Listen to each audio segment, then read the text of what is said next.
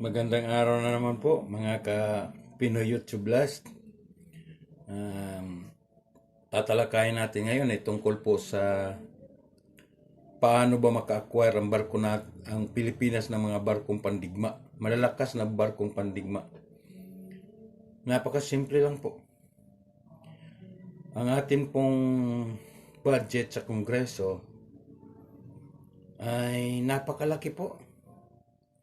Yung inilalaan po natin sa mga kongresista na mga proyekto sa bawat distrito, ito po ay kayang maka-acquire ng ilang barko sa ilang taon lang. Ilang barkong pandigma sa ilang taon lang. Sapagkat tayo naman po ay may kapasidad para maka-acquire ng mga barkong pandigma. Ang ating bansa po ay napapalibutan ng dagat. Subalit napakahina po ng ating mga Navy. Yan po ang dapat nating palakasin, yung ating Navy. Sapagkat tayo po ay napapaligiran ng dagat. Lahat. Tayo ng isla natin napapaligir.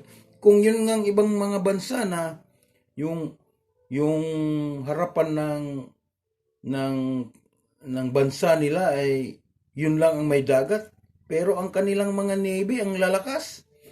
Tayo pa kaya ay napapaligiran tayo ng dagat, ilang isla tayo. Yun po ang dapat palakasin natin sa ating bansa. At kung papaano tayo maka-acquire ng mga malalakas na barkong pandigma, yan po sa pamaraan lamang ng ating Kongreso, sa pagbabudgeting ng ating Kongreso. Kung itong ating mga kongresista ay bilyon-bilyon ang kanilang mga proyekto sa bawat distrito, kailangan muna nilang magsakripisyo. Kailangan muna natin palakasin ang ating Navy. O ano pa man ating mga panghimpapawid na mga jet fighters. Kaya natin yan ng marami. Kung magsakripisyo lang po ang ating mga politiko. Tama na muna yung mga proyekto. Tama na muna yung mga pambulsa natin na mga proyekto. Ilaan muna natin sa ating Navy para po tayo ay magkaroon ng tawag nito, para tayo ay magkaroon ng pangtapat sa China. Kaya natin yan. Bilyon-bilyon. Isang kongresista lang bilyon ng project bawat distrito. Magkano yun sa kanila?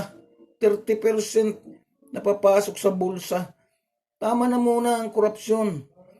Palakasin muna natin ang Navy. Yan po ang tanging paraan. Kahit 10 barkong malalaking pandigma, kaya natin yan taon-taon. Pati mga Coast Guard natin, kaya natin palakasin. Kailangan muna natin magsakripisyo. Ang mga politiko po ang dapat magsakripisyo para ma-acquire natin ang ating mga pantapat sa China na mga armas. Malalaking barko, malalaking PCG vessel, malalaking battleship, kaya natin yan. Kung lahat ng kongresista ay magsakripisyo muna sila, na wag muna silang magproyekto sa kanilang mga distrito. Taon-taon naman, ginagawa nila yun. Tapos ilang taon lang, babakbakin na naman, tapos gagawin na naman ulit. O, di ba? Totoo naman yung sinasabi ko. Kaya dapat, panahon na para palakasin natin ang ating mga naval vessel. Kailangan malalaki, malalakas. Kung kailangan makagawa tayo ng destroyer or kaya aircraft carrier, kaya natin yan. Depende lang yan sa pagbabudget ng Kongreso. Yan po. Sana po ang mga nanonood sa atin na ito ay sa isip nyo na kaya natin. Ilang bilyon yan. Tandaan nyo, ilang bilyon yan sa bawat kongresista na pinopunduhan. Merong maliliit lang, merong 100 million lang bawat distrito, yung maliliit na mga probinsya, maliliit na mga distrito.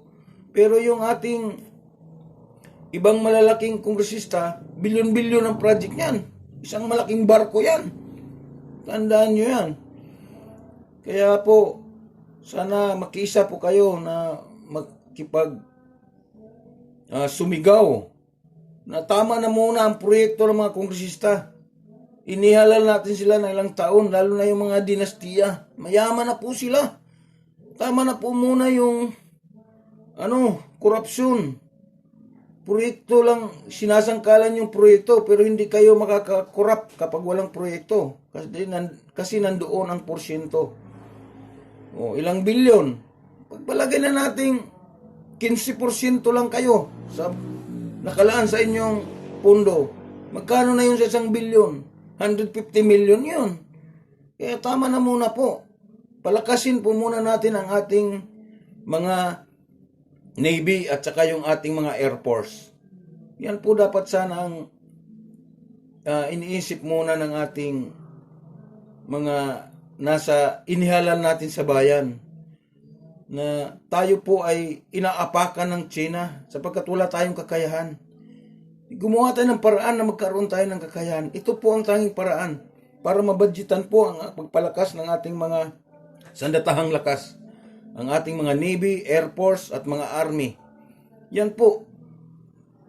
Tama lang po muna ang proyekto na pabalik-balik lang naman. Sana po ay meron kayong nakuhang or natutunan sa ating topic ngayon. Sana po paki-subscribe naman po para po naman dumami po ang makakapanood ng ating video. Maraming salamat and good day po.